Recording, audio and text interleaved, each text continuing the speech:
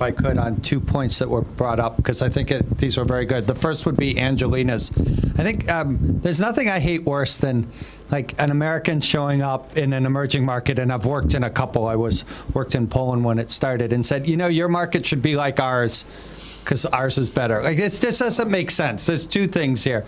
Our market was an emerging market at one time. If you look back at the U.S. history in the early 1900s, we'd have these huge trust raids and horrible problems with retail investors losing their shirts, market manipulation. So we've been through that. Now, the markets may be at different points of their life cycles, but it's not that somehow immune from this. The second thing in the U.S., and Angelina brought this up, our NASDAQ bubble, which happened only 10 years ago, was a ton of uneducated people getting into the market and losing their shirts. So not only did we have the problems in the U.S. 100 years ago, but we've recently been through it again. So Facebook, everyone, we should talk about that. The second thing, just to get back on Richard and Alan's point, it's something called an attribution bias, and you may see this. This happens in the U.S. where you have a very wealthy, successful doctor or dentist who makes a lot of money, and they go into investing, and they think that the skills that got them to point A in their career is going to translate into this new profession, and that's where you see a lot of mistakes, and we could talk about that. We see it also more subtly in managers who are switching fields, or CEOs who expand outside of their core area and acquisitions, but this is something to think about. It seems everybody is interested in Facebook. Why not, taking Facebook as a case study? If Professor Seasholes, you can put the investment behavior into the case of Facebook. I know a lot of retail investors chase the stock before the IPO. Partly because of the media coverage, say it's really difficult to get one share of Facebook. You just buy it if you have the chance. And we all know what happened after the IPO. What's your view on that? Okay, I'm not going to say much because I think the high net worth people will want to talk to people on the institutional side. But clearly, retail investors don't get big allocations of a big IPO like this. So everyone wants to say it was stupid mom and pops from Nebraska or Iowa or wherever it is who screwed up this whole thing and overvalued the stock. But it's just on a dollar basis, that couldn't have happened. It was too big and they didn't get it. So there were smart institutional investors who were doing research, and it didn't pan out. Now, Facebook, there's lots and lots of uncertainty. It's a very hard problem to project how this company is going to do. I'm not going to say this is an easy one and people blew it. There's a lot of noise in this process, but we know that on average, the institutions way overvalued it by at least 25%. Richard, do you have anything? Well, for insider? No, not insider. Because actually, my firm, actually, we have a rule that we told our clients not to get in Facebook. Really? Yes, we do. Actually, but clients do insist, so we have to put in order for them. And I remember I discussed with the CIO 2 weeks ago, right after Facebook listed, he says he was so happy on that day. The client put in a $2 million orders. He only get, I think, $10,000. Out of 2 million. So we're so glad that he got so little. But anyway, that is something I think I truly agree with the professor about, like, I mean, we all know about valuations. I think this is better anthrope. Everybody can work it out. But people buy dreams. Okay, they think they know better. They think they're buying another Apple. This is interesting because I have a discussions just right the day before the Facebook listing. I have met a prospect, a new client. Okay, we haven't done business yet. So the new client, he's a successful businessman in the technology business in Taiwan. So he has his own technology business. So very well know, understand about well technology, but not much about investment. Because when we talk about chit chat about like the market outlook, global financial crisis, all these things, very humble gentleman. Just listen. Yes. Then, at the end, we bring up, okay, so, well, then we see, but you see market is also a little bit, I see some unhealthy behavior going on, like with Facebook. wow, the humble gentleman all of a sudden become an expert. Indeed. So he said, well, I said, oh, I see the Facebook. I told my I have another angle that I think Mark Zuckerberg is not interested to make money. That is one of my concerns, because I'm a stock picker. The guy who run the firms is more for a social benefit rather than make money for the. He lists the company because for his staff. So that I have reservation on that part. But again, on the valuation, everything doesn't work out well.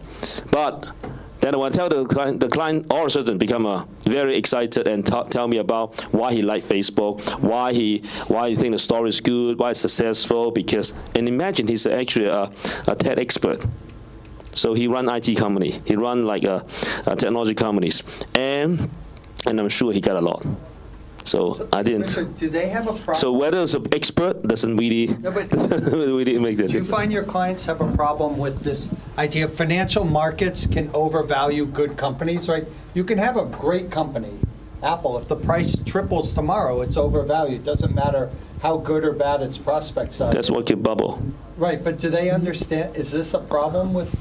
We see people make the mistake, learn from bubbles, but we see people forget about the mistake as well. So it's recurring. I mean, we see those things happen in 1999. Like the great, 1999, 97, all these big bubbles in Hong Kong. Then you think people all learn about it. 2007, they come back. So it's a new generations. There's always the mistakes just repeat itself. But again, so back to your questions, do they learn? Some do. Actually, that's why I think in the individual investor behavior, actually I noted quite, maybe I'm not sure Alan or Angelina also see the observations, shared observation is we see clients are more, have a more receptions to become more receptive to letting other people manage the money, or more diversifications. Because traditionally in Asia, because most of the wealth actually built after Second World War. So imagine, like Alan and I are dealing with a lot of successful businessmen who actually build the wealth with their hands, bare hands, okay? So they really believe they can make the best decisions because they are the successful guy. It's they make the right decisions. So that's why they don't like to let the money managed by professional. I'm the guy who want to make decisions. So they're the patron of the family. So, and I think that we see actually some of them learn the lesson, they have to do it. And I think also interesting to know when the wealth transition move to second generations, which they're no longer the entrepreneur. They want to stay rich. And they don't create wealth from there on, so they want to be more capital persuasions. So I think the investor behavior is interesting. If you're staying in the Asia for longer, you probably see the next 10 years with quite interesting transition. I think the wealth management business, across Asia, facing a transitional period, because before the financial tsunami, it seems the market was very good, and then every asset price up, so everyone is easier to become aggressive and make more money. Okay, but after that, I think that we have the regulatory strict constraint, and then we have to deal with the suitability, selling the product to the customer. So we come to a bottleneck that each bank may have very strong capacity in manufacturing, or genius investment product, sophisticated product, but you can't sell it, you can't distribute, because it was controlled by the regulatory framework that we spend maybe double, triple of the times and effort to sell one single product. We used to have 5 minutes, now it's 30 minutes, 45 minutes, 1 hour. That means the cost-to-income ratio across the private banking industry is very, very high, very, very high. Okay, and secondly, back to Richard's comment, the lessons everyone learned from the financial market has an expiry day, and after that you reset to step one. If you forget about everything, and you become greedy. You want to pick up. You want to earn more. Okay, so people always disregard you are poor or rich. Okay, it's your character dictate your investment behavior. Otherwise, Professor Seasholes should be the most rational guys, and then he should be the billionaire, not those on the street. Okay. However, I look at all my clients. they are very aggressive at the young age and they take risks. Okay, so they become very successful in their own industry. Okay, however, when they deal with the monies to invest, it looks to become a new concept to that, because you are using your own money to make more money, not using, I think, your capital, your instrument, and your worker to make more money. Okay, so back to the step one, they become the retail investor. Okay, they become greedy on to buy a dream, because everyone loves storytelling. You're talking about Facebook, very exciting. Oh, yes, this should be the, we replicate the story of the Google or story of the, those, I think, Apple story. So everyone, I think, just want to buy a lottery ticket. So that at day one, they may have the return, okay? So they disregard the valuation model. They just, because everyone is using their ears and also the visuals, I think, impact to make the decision.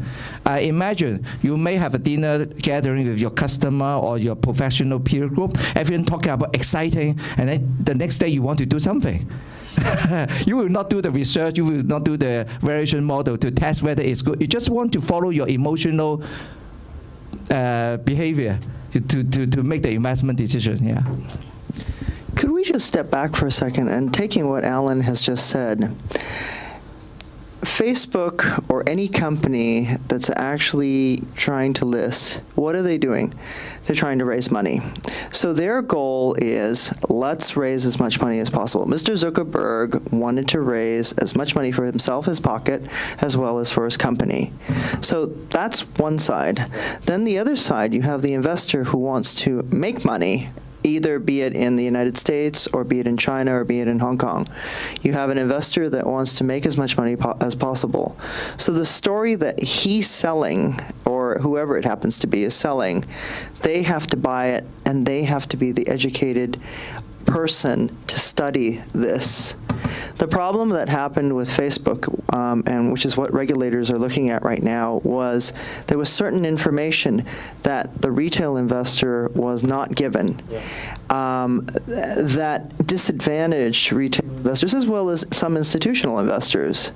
But what this highlights to me is, and just going back to both your discussions, yes, there's agreed on one side in terms of individual investors, but there's also such a need for knowledge in terms of to be able to study the story, break out what is important within Facebook.